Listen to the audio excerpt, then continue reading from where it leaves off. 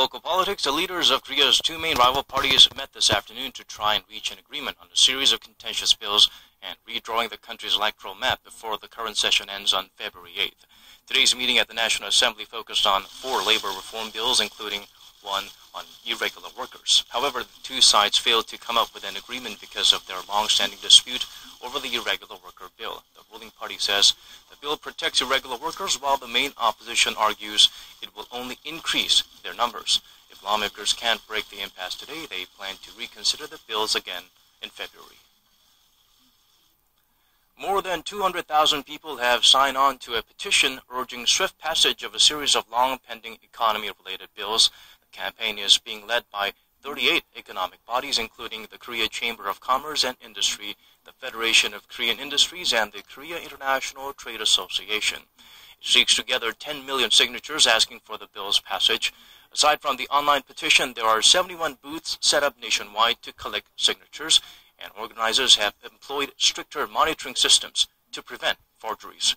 Even President Park Geun-hye has added her name to the list. Since joining on Monday, she has responded to the criticism that her participation infringes on Parliament by saying the petition was a last resort and is needed to save the economy and boost employment. The 2016 World Economic Forum just wrapped up in the Swiss town of Davos. During the 4-day event, our correspondents were busy covering everything from the daily discussions on global issues to the frenzy of networking at night and the behind-the-scenes going on. Here's just a few of the highlights. For the past 4 days, we've been bringing you live coverage of the World Economic Forum in the Swiss alpine town of Davos. The annual event has now come to an end, and in this final report, we bring you the highlights of Day 4 and a sneak peek into what went on behind the scenes. Modest growth is what IMF head Christine Lagarde expects for the world economy in 2016. Speaking at a session on the global economic outlook, Lagarde said the organization expects the global economy to grow 3.4% this year, up from 3.1% in 2015. We see global growth. From 3.1 in 2015, we see that 3.4 in 2016 and 3.6 in 2017. So the factors that will actually increase the global value of our economies.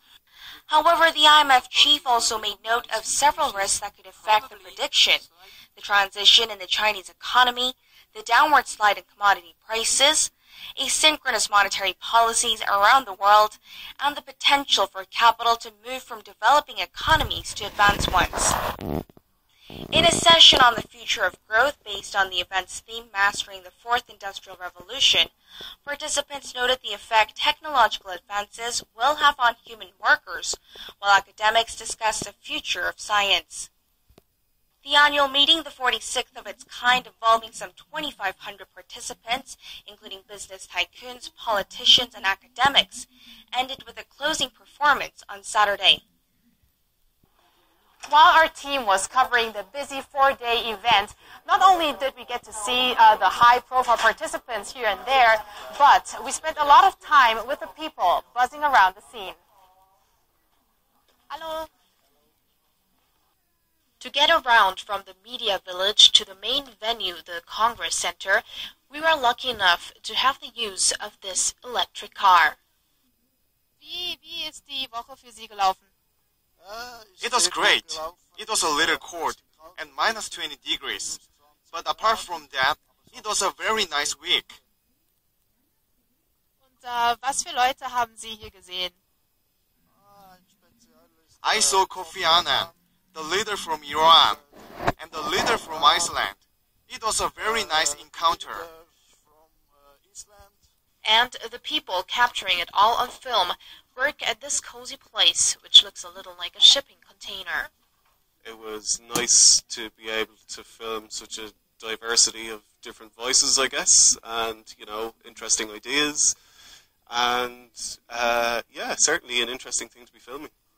With thousands of personnel working around the clock, the organizers of the forum said the 46th event went off smoothly.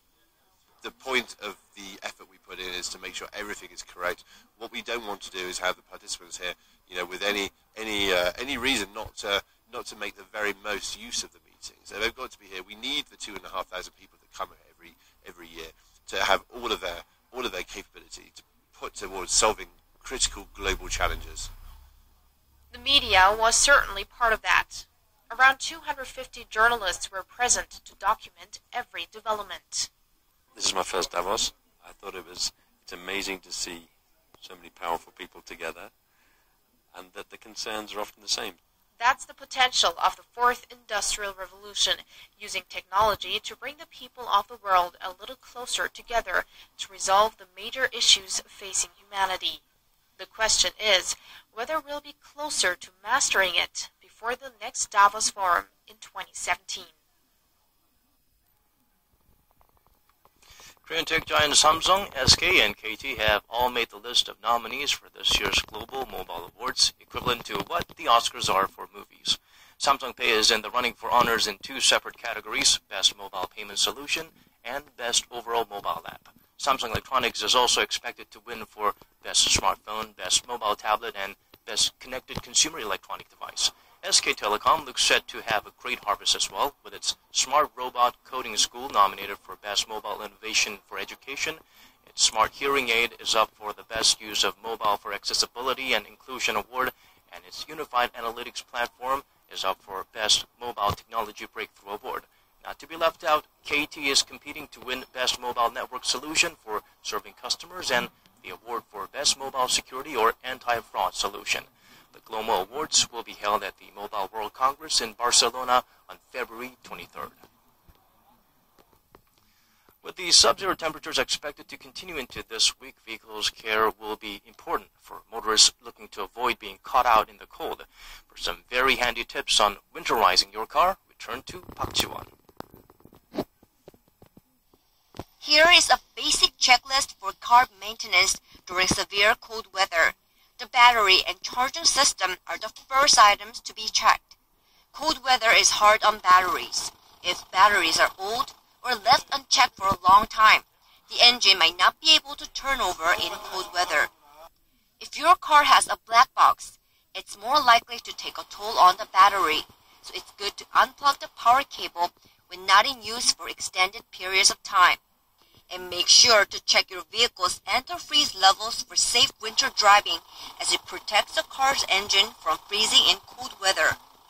Without a sufficient amount of antifreeze, the car's engine could explode. Always make certain to put in a 50-50 mix of antifreeze and coolant.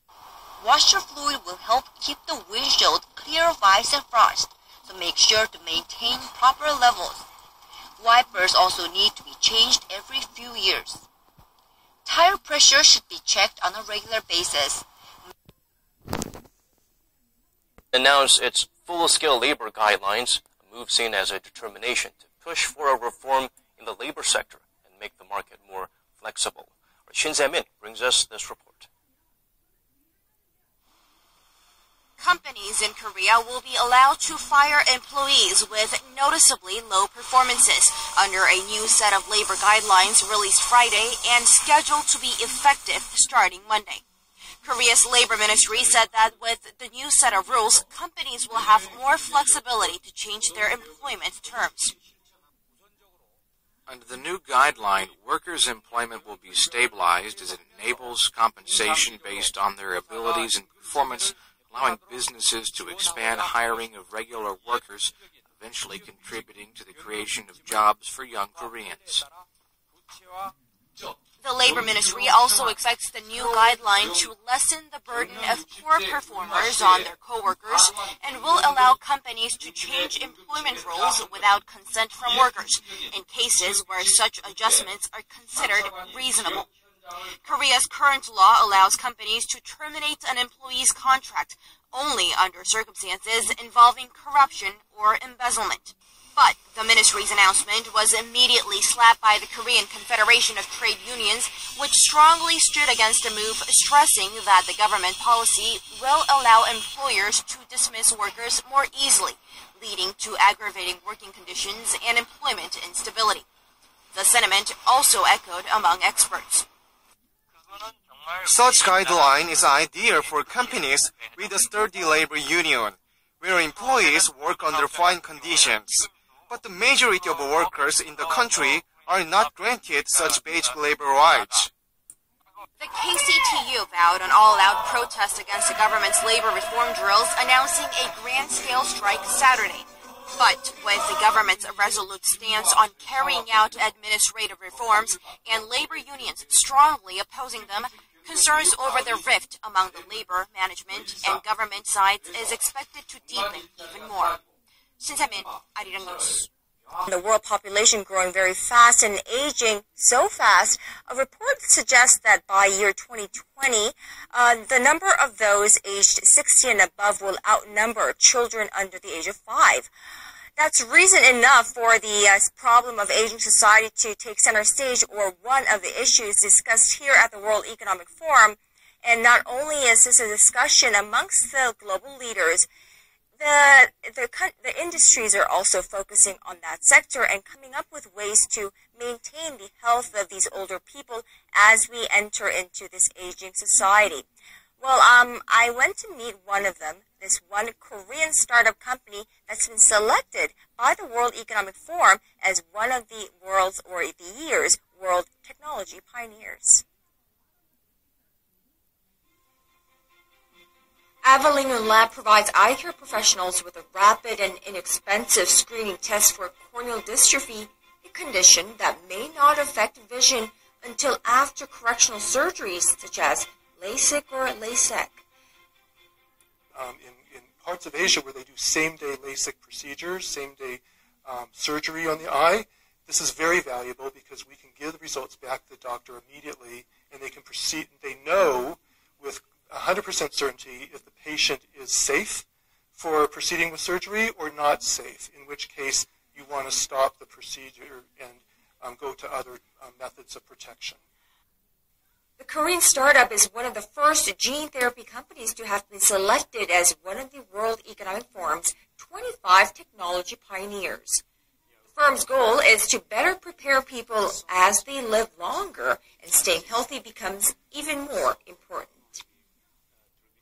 Let's say 50 years ago, our lifetime is under 50.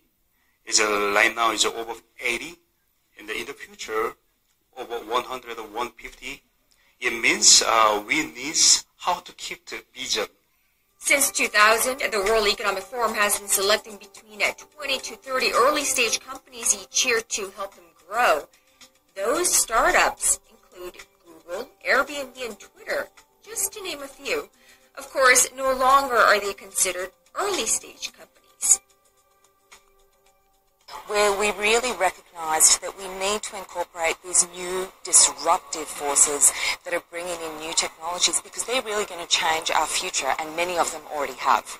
But most importantly is the future of genetic testing, which is the ability to look at data and take large amounts of data for complex conditions and be able to use the IT technology to figure out which genes are important and which ones are not.